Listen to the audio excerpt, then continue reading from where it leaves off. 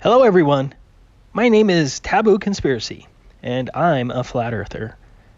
As I've said before, I believe that Flat Earth is the key to ending our physical, mental, scientific, educational, financial, and spiritual enslavement. That's the only reason why I'm here, and that's why I'm passionate about the Flat Earth, and that's why the anti-truthers are trying so hard to shut us down. My topic for this presentation is, what does it mean to be a Flat Earther? We know that the media would proclaim that Flat Earthers are just stupid or uneducated, holding on to unproven, antiquated beliefs. Well, I have a bachelor's, a Juris Doctorate, and a master's, and many other Flat Earthers also have advanced degrees. We have PhDs, engineers, pilots, military professionals, lawyers, surveyors, and teachers. Okay, so maybe we have the same formal education, but maybe we Flat Earthers are just ignorant of the heliocentric model. Surprisingly, nearly every Flat Earther knows more about the heliocentric model than your typical ball earther. We're going to have a little quiz here. Let's see how good you Flat Earthers are at restating heliocentric dogma without looking up the answers. Question 1. How fast does the ground of the Earth allegedly rotate at the equator? Approximately 1,000 miles per hour. Question 2. How fast is the alleged Earth's orbit around the Sun? 66,600 miles per hour. Question 3. How far away is the Sun purportedly from the Earth? 93 million miles. Question 4. How are seasons caused according to the heliocentric model? Because the Earth is tilted. Question 5. How many degrees is the alleged axial tilt of the Earth? 23.4 degrees or 66.6 degrees, depending on how you want to view it. Question 6. How far away is the moon, allegedly? From surface to surface, it would be 234,000 miles. Question 7. What is the radius of the alleged ball Earth, and what is its circumference? Radius equals 3,959 miles. Circumference, 25,000 miles. Question 8. What formula can you use to determine the rate at which the alleged ball Earth drops away from you? 8 inches per mile squared. Try to find any globe-loving audience anywhere that can answer those questions better. We Flat Earthers are certainly not ignorant of the heliocentric model. In fact, when you really think about the flying, vortexing heliocentric model, you begin to realize how stupid it really is. Since they try to obscure their actual beliefs, let me tell you what a ball earther believes. They believe all of the planets, moons, asteroids, meteors, and satellites of our solar system are chasing after the sun that is flying around our galaxy at a speed of 514,000 miles per hour. This video isn't scaled properly, but if you scale it properly with the sun having a diameter of just 1 centimeter on your computer screen, Pluto would then be outside your home 42 meters away from the sun. That's ridiculous. But what's even more crazy is the fact that they believe that all of the planets and moons of the solar system are all on this same plane of the sun as they chase after the sun. So, in a year time, the sun would have traveled in this left direction 4.5 billion miles in 1 year. However, planet Earth would have also traveled 4.5 billion miles chasing after the sun in the same left direction, but in addition, Earth would have simultaneously traveled up and down 584 million miles in an ellipse around the sun. If you're still struggling with the silliness of this, next time you're in a marathon, try sidestepping back and forth at great distances while simultaneously trying to keep up with the leader, and maybe you'll see the problem. Like I've said before, I don't care how many degrees you have. This is stupid. Ball earthers believe that a comet, like Halley's Comet, can get yanked back every 75 years and catch right back up with a zooming solar system right on schedule. That's stupid. They believe that even though the Earth is wobbling, spinning, and vortexing through the vacuum of space at insane speeds, that the North Star has never changed position in recorded history simply because it's really, really, really far away. That's stupid. They believe that all of the wobbling, spinning, and vortexing through space cannot be felt, measured, or detected on Earth. Einstein himself said there was no optical experiment that can detect the Earth's motion. That's stupid. They believe that the moon appears reddish during a lunar eclipse because the sun rises and sunsets of the Earth are refracting onto the moon 234,000 miles away. That's stupid. They believe that a selenelion occurs because the sun and moon, which are both above the horizon, somehow aren't really there but only appear there because of refraction, which strangely only happens during a lunar eclipse. That's stupid. They believe that the sun and moon only appear to be the same size in our sky, based solely on an impossible coincidence. To understand the scale of this, for a tall 7'2" man representing the diameter of the sun, the ball earther would claim that the moon would have a mere diameter of the eraser on a pencil. But from our point of view on the Earth, the sun and moon only appear to have the same diameter based solely on a coincidence. That's stupid. They believe that during a solar eclipse that the shadow of the moon, which is supposed to have a diameter of 2,159 miles, casts a shadow on Earth that is only 70 miles in diameter. That's stupid. They believe that our pressurized atmosphere is adjacent to an inconceivably powerful vacuum without any effect whatsoever on our air supply or anything else. That's stupid.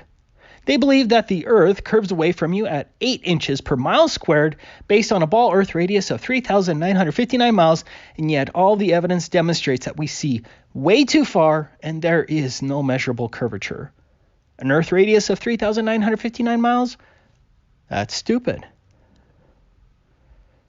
Whether you're at the surface filming across a body of water or in an airplane with an infrared camera, they believe that you can see way too far because the atmosphere has this magical ability to remove all evidence of the curvature and wraps distant objects around the curvature. That's stupid. They want you to believe that if you were to stand on the west side of Utah Lake with binoculars, that the opposite eastern shore 13 miles away should be 70 feet below the horizon. That's stupid. They believe that all of our oceans are bendy and conform to the shape of a ball, but these bendy oceans simply disappear whenever you try to measure or detect them, and are certainly never encountered by naval forces. That's stupid.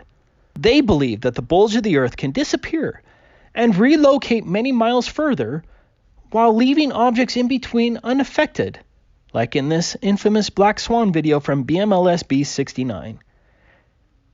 Relocating geometric horizons in Earth bulges while not affecting objects in between, that's stupid.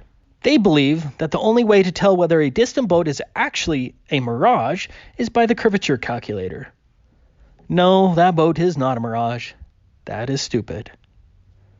They believe in the story of the lunar lander, which looks like it was shoddily made by a high school drama club, complete with black paper, tape, gold aluminum foil, and curtain rods, which somehow achieved speeds up to 4,000 miles per hour on descent and ascent, was never tested or flown on Earth, somehow didn't leave a blast crater, included enough room for a fold-up dune buggy, and had a miraculous air conditioning and fresh air system that could sustain life on the moon for more than 3 days.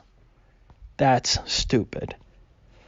They believe those visible wires above the Apollo astronauts were only light reflections, and that the obvious vertical movie backdrops visible throughout the Apollo missions were actually real moon landscapes, despite the obvious line between the stage and the backdrop.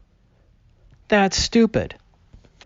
They believe that the alleged ISS spaceship, which most certainly looks like a kid's model, which was never assembled on Earth for testing, is actually falling perpetually at 17,000 miles per hour in the vacuum of space. That's stupid. They believe that the unproven force of gravity from the moon pulls the oceans towards the moon but has no effect on anything else but the oceans. That's stupid.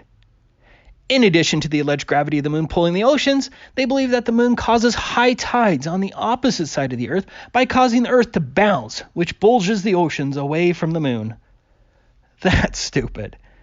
They believe that the bright moonlight that you can read from is actually a reflection of sunlight 234,000 miles away off of a dark gray dust ball, in total contradiction of the inverse square law of light. That's stupid. They believe in 19,287 space satellites, which are never photographed except for those ones attached to balloons. That's stupid. I don't know if you've ever taken the time to look at the supposed satellites deployed during the space shuttle, but the footage is actually pretty ridiculous. They believe that radio waves, VHF waves, sonar waves, radar waves, Lorentz, and lasers all wrap around the Earth's curvature and can hop bulges of earth and water hundreds of miles high. That's stupid. They believe in the Coriolis force when it comes to field goal kicks, Foucault pendulums, and the direction of your toilet drain, but then want you to ignore the Coriolis force when you ask about Felix Baumgartner's balloon flight for 2.5 hours at an altitude up to 128,000 feet. Without question, the atmosphere evinces no properties of spin or being attached to the ground spinning 1,040 miles per hour, and to claim otherwise is stupid. They believe that because the Earth spins, that the Earth is bulged at the equator, that the solid ground can bulge, but nothing else is affected by the rotation of the Earth and its centrifugal forces. That's stupid. They believe that commercial surveyors, engineers, snipers, radar operators, pilots, military professionals shouldn't have to take into account the Earth's rotation or the supposed curvature, because for some reason the Earth's rotation and the curvature evade all detection and don't actually need to be considered. That's stupid. They believe it's perfectly normal for a woman astronaut's hair to be sculpted into the Bride of Frankenstein instead of flowing naturally, like it would in a true weightless environment. That's stupid. They believe that airplanes, regardless of speed or altitude, mysteriously tip their noses to automatically adjust for the mountains of curvature. That's stupid. They believe the geometric horizon drops as an observer rises, but ignore the fact that the horizon did not drop one iota as Felix Baumgartner got to 128,000 feet. That's stupid. They believe that the Antarctic Treaty and its enforcement protocols, which prevent all independent exploration below the 60th south parallel, was only instituted to protect the environment. That's stupid. They believe that it's just some strange coincidence that there is no north-south circumnavigation. That's stupid.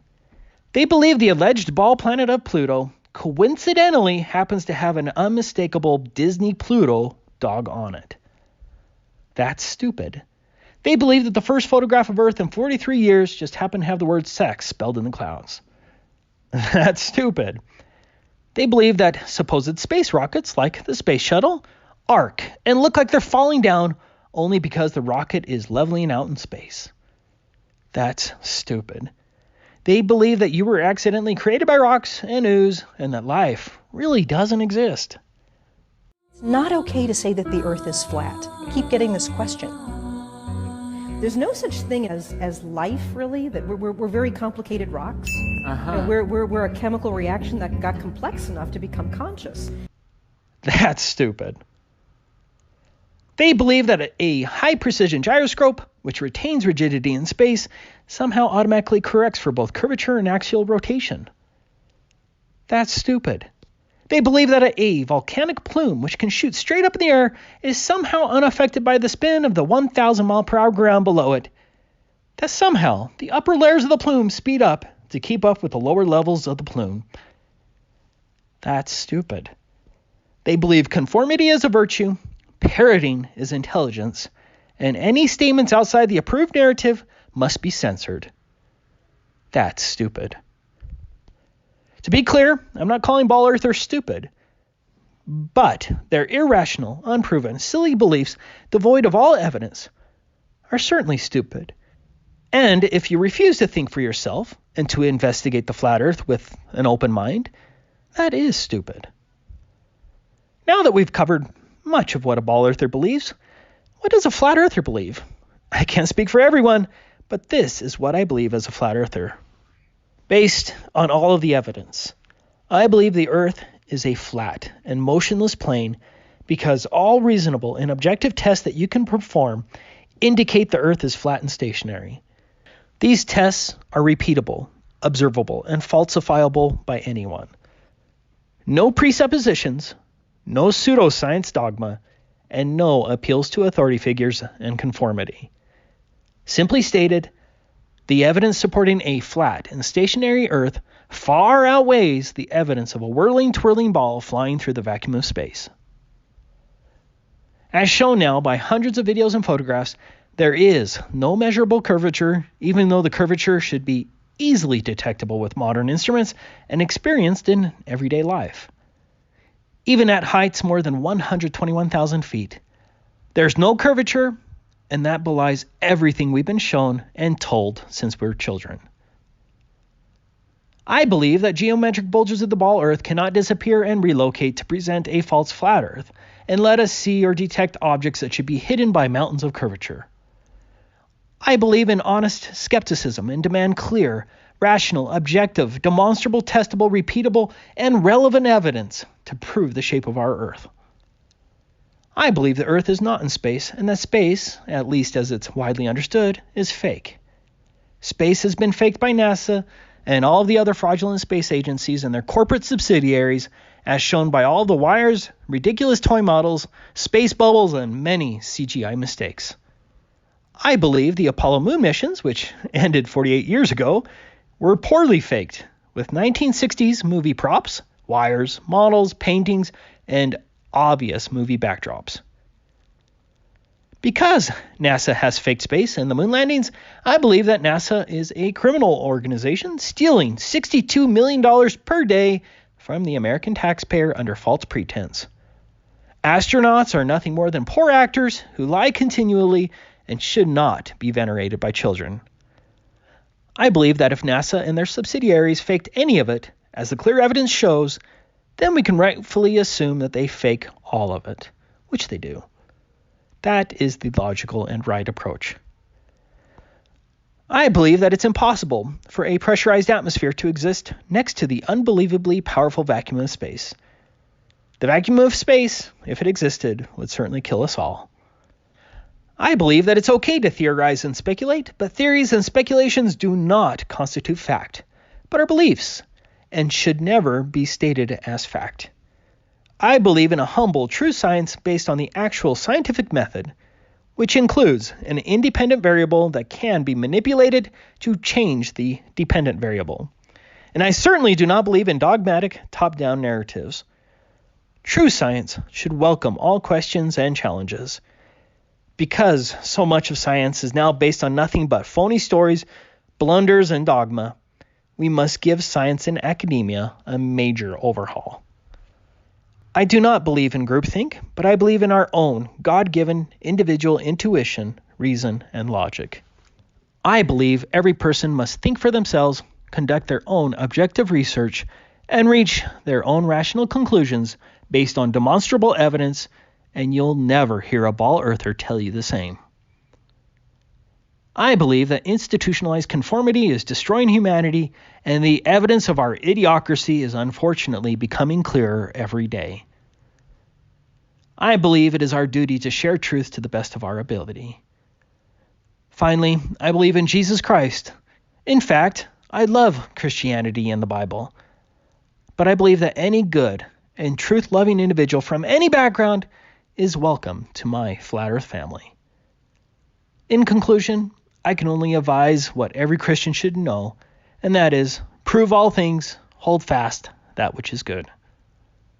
May God bless you all in your pursuit of and sharing His truth. Merry Christmas.